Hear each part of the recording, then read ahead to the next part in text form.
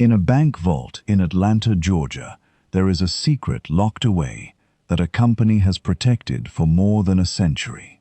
It is not gold. It is not jewels. It is not a legal document or a stack of cash. It is a recipe, a formula for a drink, written down and guarded as if it were one of the most valuable things on earth, because, in a sense, it is. The company that owns it has cultivated a legend around this recipe for decades. They say only a tiny handful of people alive know it. They say those people are forbidden from traveling together, so that a single accident could never wipe out the secret. Whether every detail of that legend is literally true or carefully polished marketing, the effect is the same. The world has come to believe that this one formula is a mystery worth killing for, a secret worth locking in a vault. The drink is Coca-Cola. It is, by many measures, the most recognized product in the history of the world. It is sold in more countries than there are members of the United Nations. It is so universal that its name and its red and white logo are among the most recognized words and images on the planet, understood in places where almost no other English word is known. But behind that familiar red can is a story far stranger than the marketing legend, because the truth is that Coca-Cola really did begin with a secret, a real one. The original recipe contained an ingredient that the company spent decades quietly, carefully removing and burying, an ingredient that today would be utterly scandalous. The drink you know as a wholesome, all-American symbol of happiness was born in an age of miracle cures and dangerous ingredients, invented by a man chasing a very different goal than refreshment. So here is the question. How did a homemade medicinal syrup, mixed in a backyard in the American South, become the most powerful brand on earth, sold everywhere, drunk by billions, defended like a state secret? And what was really in that original formula that the company worked so hard to make the world forget? To answer that, we have to go back to the 1880s, to a city recovering from war, and to a man in serious pain. The story begins with a pharmacist named John Stith Pemberton in Atlanta, Georgia. This was the American South in the years after the Civil War, a region rebuilding itself, poor and scarred. Pemberton had served in that war, and like a great many veterans of his time, he had been wounded, and in the course of treating that wound, he had become dependent on a powerful painkiller. That painkiller was morphine. This detail matters because it tells you what kind of world Pemberton lived in. The late 19th century was the golden age of what were called patent medicines, tonics, elixirs, and cures sold directly to the public with wild promises and almost no regulation whatsoever. There were no meaningful laws yet governing what you could put in a bottle, sell to a suffering person, and claim would heal them. Bottles promising to cure everything from headaches to cancer lined the shelves, and many of them contained ingredients that would horrify us today. Alcohol in large amounts, opium, morphine, and other powerful and dangerous substances, sold freely to anyone with a coin. Pemberton, a chemist by trade, and a man personally desperate to find a substitute for the morphine that had a grip on him, spent his days mixing and experimenting, trying to formulate the next great medicinal tonic, something that would make him a fortune and perhaps free him from his own dependency. And he was working with the fashionable wonder ingredients of his day. One of those ingredients came from the coca plant of South America, whose leaves had been used by people in the Andes for centuries, and which, in this era, had been refined by European chemists into a newly isolated compound that the Western medical world was wildly dangerously enthusiastic about. Doctors across Europe and America hailed it as a miracle, a cure for exhaustion, for depression, for pain, even, tragically and mistakenly, as a cure for morphine dependency. Some of the most famous physicians of the age praised it in glowing terms before the world understood what it actually did to people. In that brief window of ignorant enthusiasm, this coca-derived compound was not a back-alley substance. It was a celebrated medical marvel, added openly to tonics and wines, and sold as a health product. The other key ingredient came from the cola nut of West Africa, a nut containing caffeine, prized as a stimulant. Coca from South America, cola from Africa. Pemberton combined extracts of both into a syrup, and from those two ingredients, the drink would eventually take its name, Coca and Cola, respelled with a C for the sake of the logo, Coca-Cola. There was a popular product in Europe at the time, a wine mixed with coca extract, that had become fashionable and was praised by royalty and celebrities. Pemberton created his own version, a coca wine, as a medicinal tonic. But then something happened that accidentally shaped the future of the drink. Atlanta and the surrounding county passed laws restricting alcohol, an early wave of the temperance movement that would eventually lead to national prohibition. With alcohol suddenly a legal problem, Pemberton needed to reinvent his coca wine as a non-alcoholic drink. So he removed the wine and developed a syrup meant to be mixed with water, sold not as a liquor but as a tonic, a brain tonic and headache remedy, promising to relieve fatigue, calm the nerves, and cure the aching head. In 1886, this new syrup went on sale at a pharmacy soda fountain in Atlanta. In its earliest form, it was marketed as a medicine, a patent tonic among thousands of others, promising health and vigor. And it did, in those first years, contain a trace of that coca-derived compound, because the coca leaf extract was part of the formula, and the extract carried the active substance with it. This is the real secret at the root of Coca-Cola. The original drink genuinely was, in its earliest incarnation, a coca-based medicinal tonic of its era. That is not a myth or an urban legend. It is simply the truth of when and how it was born. But here is the thing that the sensational version of this story always gets wrong, and it matters. Coca-Cola was a product of its time, and its time changed. The world was about to turn against the very ingredients that had made it, and the company that took over the drink would spend the next decades scrubbing that origin away so thoroughly that most people would forget it ever existed. If you're finding this as fascinating as I am, take 1 second to hit subscribe. The Tiny Grand uncovers the grand hidden history of a tiny everyday thing every single week. Now, this is where the medicine became an empire. John Pemberton never lived to see what his invention became. In poor health and still struggling, he sold the rights to his formula, in pieces, to various people in the final years of his life, and he died in 1888, just 2 years after the drink went on sale. A poor man who had no idea he had created something that would outlive nations.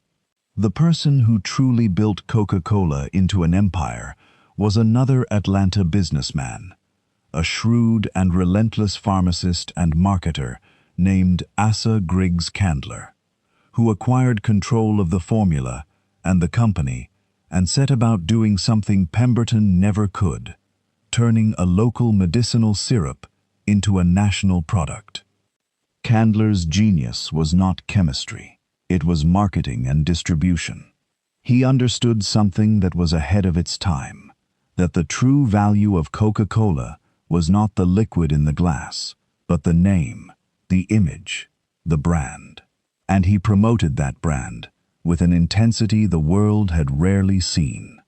He plastered the Coca-Cola name on everything, on calendars, on clocks, on serving trays, on posters, on signs painted across the sides of buildings. He gave away coupons for free first glasses of the drink, a radical idea at the time, knowing that once people tasted it, many would come back and pay. He pushed the syrup out to soda fountains across the country. Under Candler, Coca-Cola stopped being sold primarily as a medicine and started being sold as what it truly became: a delicious, refreshing beverage, a treat, a small, everyday pleasure.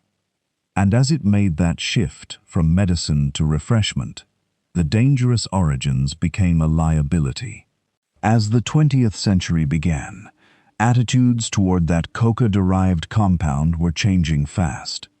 The medical world was waking up to the reality that this miracle ingredient was in fact powerfully addictive and destructive. Public alarm grew.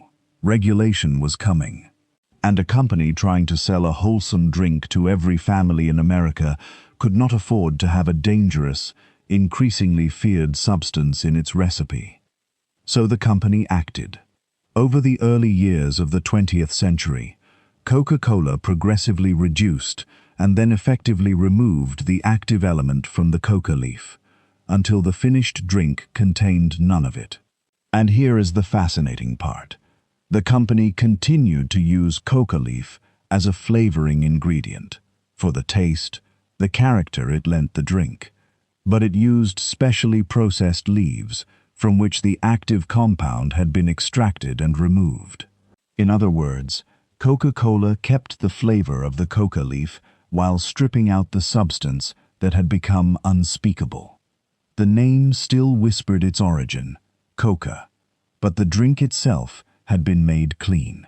By the early 20th century, the Coca-Cola you could buy was, in this respect, essentially the harmless soft drink we know today.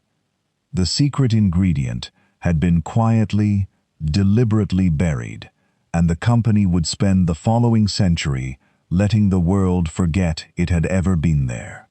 What remained was caffeine, sugar, carbonated water, and that closely guarded blend of flavorings, the secret formula that the company transformed from a genuine chemical recipe into one of the greatest marketing legends of all time.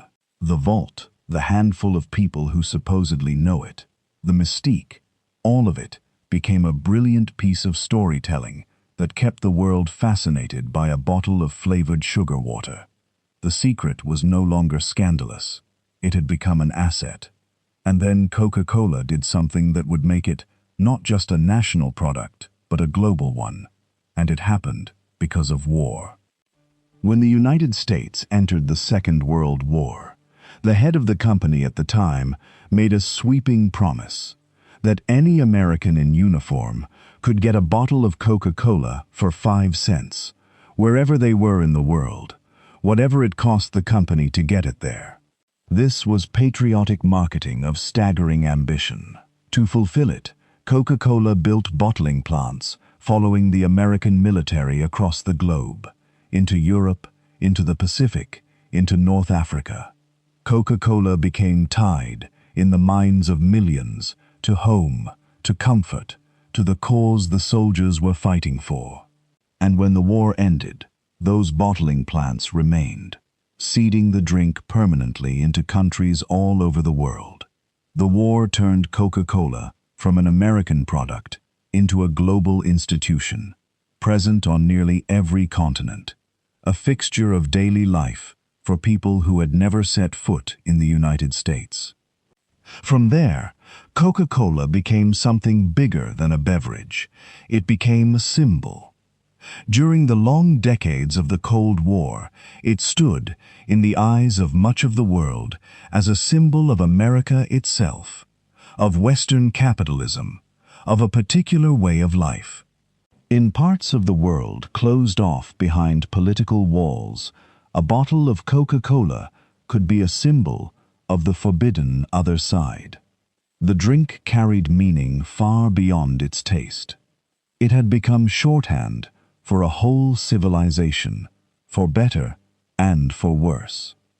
Its dominance was not seriously challenged for decades, until a great rival rose, another cola, Pepsi, and the two fought a marketing battle so famous it became known as the Cola Wars.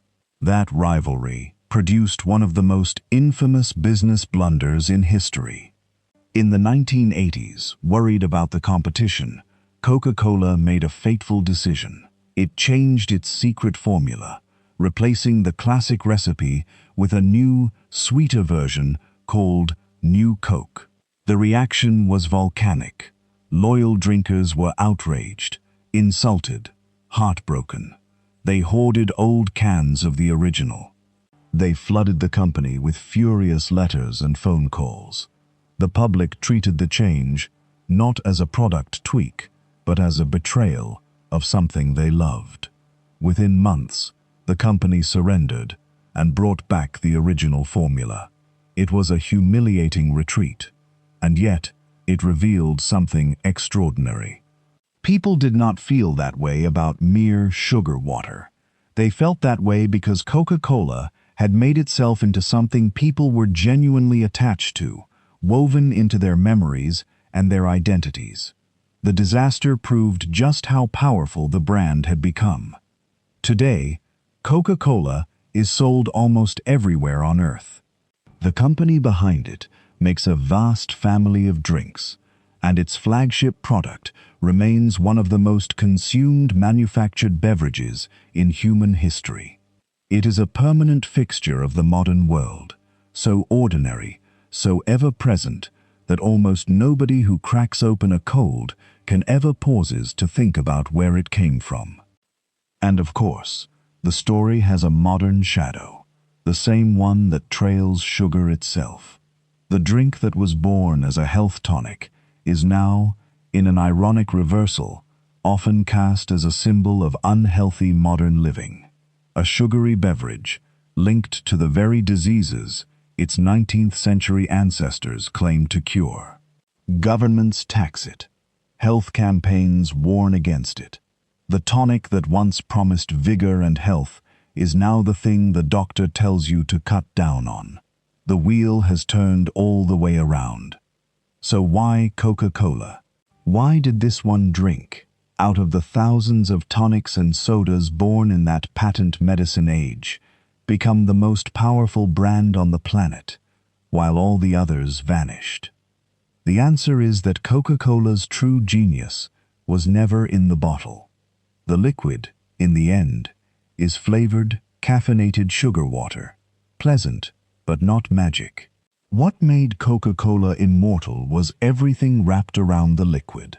The relentless marketing, the flawless distribution, the brilliant mythology of the secret formula, and above all, the decision to sell not a drink, but a feeling. Happiness, refreshment, belonging, home.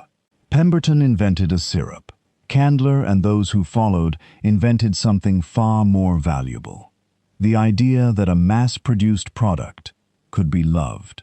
Coca-Cola was one of the first products in history to understand that people do not just buy things, they buy what those things mean. And it sold that meaning so well, for so long, across so much of the world, that a simple brown fizzy drink became one of the most recognized objects in human civilization. And the real secret, the coca-derived one, the scandalous origin locked away not in a vault but in the past, turned out to be the least important secret of all. The drink outgrew its ingredients entirely. It stopped mattering what was in it. What mattered was what it stood for. Somewhere right now, a bottling plant is filling thousands of cans a minute with the same fizzing syrup, in a country on the far side of the world from Atlanta. Somewhere, a person who speaks no English is reaching into a cooler and recognizing that red logo instantly, the way people have for over a century. Somewhere in Atlanta, A formula sits locked away, protected less, because anyone truly could not reverse engineer it, and more, because the legend of the secret is worth more than the secret itself. And somewhere, maybe right where you are, a cold can of Coca-Cola sits sweating on a table, ordinary and familiar, holding no hint that it began as a wounded pharmacist's medicinal experiment in an age of dangerous miracle cures. The next time you hear that hiss and crack of a can opening, remember what you are really holding: a 19th century tonic that buried its own origins, a drink that conquered the world on the back of a war, and the single most famous secret ever kept, a secret the company made sure you would never think to ask about. Not bad for sugar, water, and a whisper of a name. If this story surprised you, hit subscribe. The Tiny Grand tells the grand hidden history of a tiny everyday thing every week. Drop a comment telling me which everyday product we should uncover next. And if you learned something tonight, share this with someone who will never look at a can of Coke the same way again.